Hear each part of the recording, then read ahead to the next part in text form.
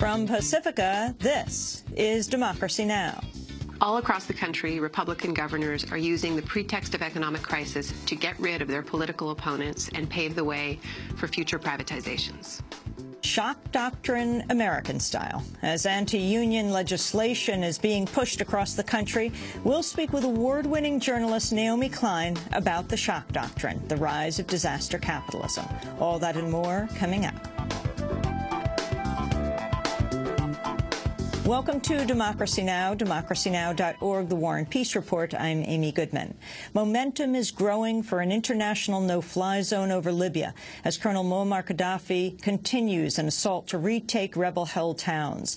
The British government says the U.S. has agreed to a full spectrum of military responses if Gaddafi refuses to step down.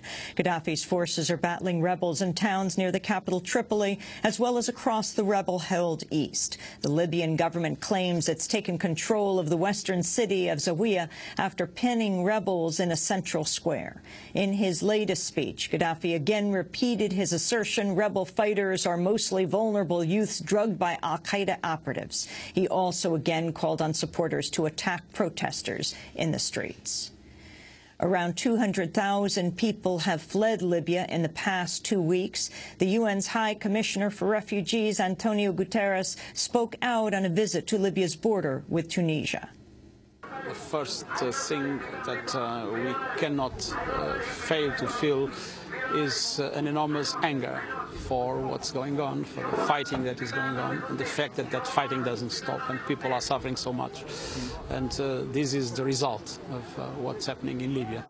The Idaho state legislature has given final approval to a measure restricting the collective bargaining of public school teachers.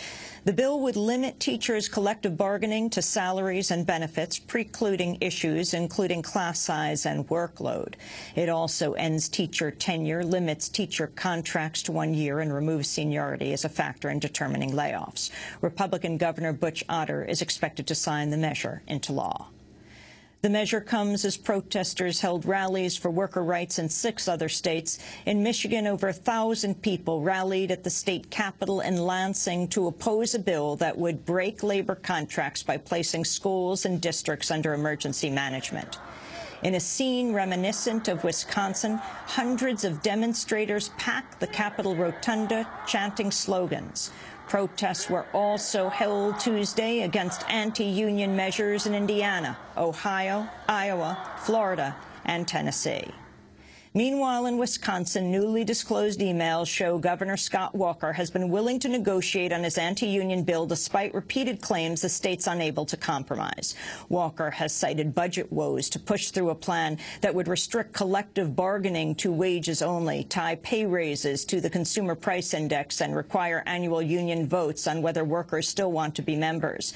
Although the emails show Walker has offered concessions despite publicly dismissing talks, critics say his overtures have not gone far enough. As Walker seeks to slash the wages and benefits of public employees, members of his own Republican Party have been shown to have received hundreds of thousands of dollars in taxpayer funds.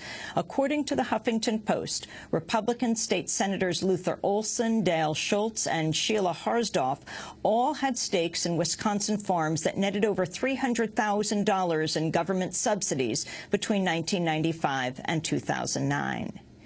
New figures show last year was the deadliest for Afghan civilians since the U.S.-led invasion of 2001. The United Nations reports civilian casualties hit a record high of 2,777 in 2010, an increase of 15% from the previous year.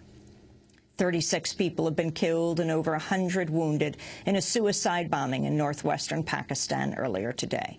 The Pakistani Taliban claimed responsibility for the attack, believed to be the deadliest in Pakistan this year. The Pakistani Taliban has also claimed responsibility for a bombing that left 25 people dead and 131 wounded in the eastern city of Faisalabad. The nearby offices of Pakistan's ISI intelligence agency were the apparent target. In Yemen, the government of U.S.-backed President Ali Abdullah Saleh is escalating a crackdown on opposition protests. On Tuesday, at least 50 people were wounded in the capital Sana'a after police opened fire on demonstrators attempting to join a pro-democracy encampment on a university campus. 4 of the injured were left in critical condition. At least 27 people have been killed since protests erupted against Saleh last month. At least 11 people have been killed and 100 wounded in clashes between Christians and Muslims in the Egyptian capital of Cairo. Fighting broke out after an estimated 1,000 Coptic Christians gathered to protest the earlier burning of a church and what they describe as state discrimination. Amnesty International has released video it says provides evidence of the torture of scores of prisoners killed during the uprising against U.S.-backed President Hosni Mubarak. According to Amnesty, the video was taken inside a morgue a month ago. The victims had all been jailed at one of Egypt's largest prisons. Corpses had wounds to the head, mouth and eyes, as well as bullet wounds, burn marks, and missing fingers. You can see the video at our website, democracynow.org. Egypt was one of a number of countries to see events and rallies Tuesday marking International Women's Day. Over 1,000 women led a march to Cairo's Tahrir Square. In the Ivory Coast, thousands of women marched in the capital of Abidjan. The rally came 1 week after government forces killed 7 women protesters at an all-female march. We want peace.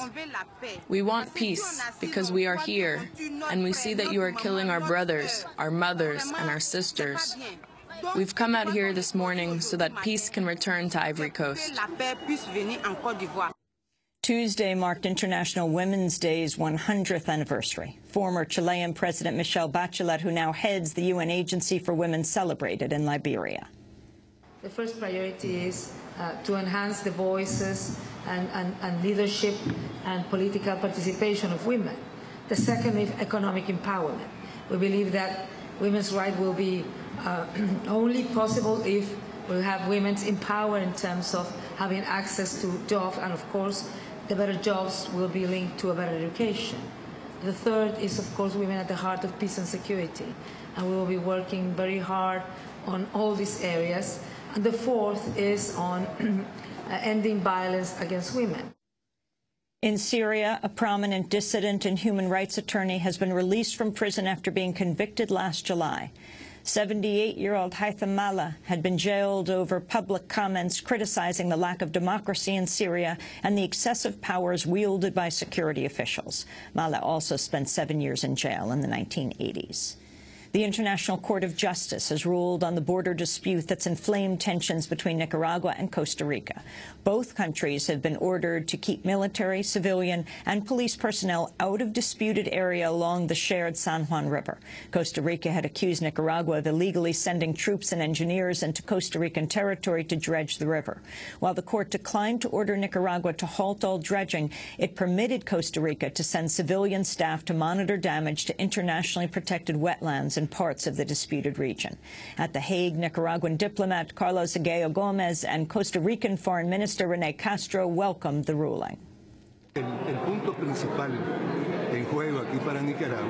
main point for Nicaragua is to keep on dredging on the river. That was the most important thing, and the court has reaffirmed that Nicaragua can continue its dredging works. Today, an important step has been reached in international justice because the court forced Nicaragua to stop its abusive and aggressive behavior of invasion of Costa Rican territory, and it established that the only personnel that can enter the area are Costa Rican. New York Republican Congressmember Peter King is set to open a controversial hearing Thursday on the radicalization of the American Muslim community. Critics have described the hearings as a modern-day form of McCarthyism designed to stoke fear against American Muslims. King has refused calls to broaden the hearing to examine right-wing militias or any non-Muslim groups. Ahead of the hearing's first day, Nihad Awad of the Council on American Islamic Relations said King is scapegoating Muslims.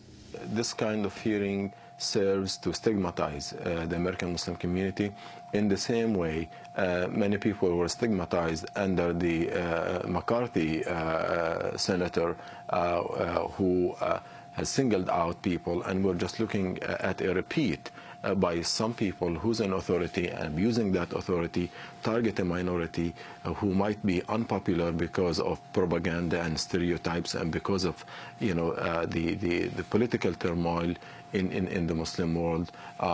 He knows that the Muslim community can be singled out, and I think he's just exploiting this in an ugly fashion. And a right-wing activist behind the infamous undercover sting against the community group Acorn has now targeted National Public Radio.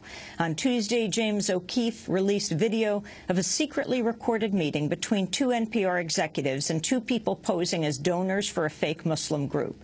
The impersonators requested the meeting under the guise of wanting to donate $5 million, an offer NPR rejected.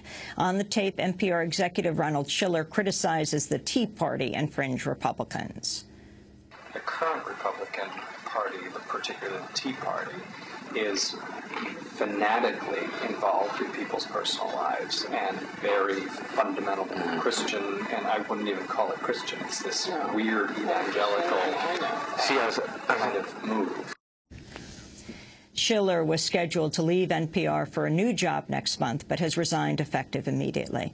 In 2009, O'Keefe disguised himself as a pimp and secretly videotaped Acorn employees appearing to offer him advice.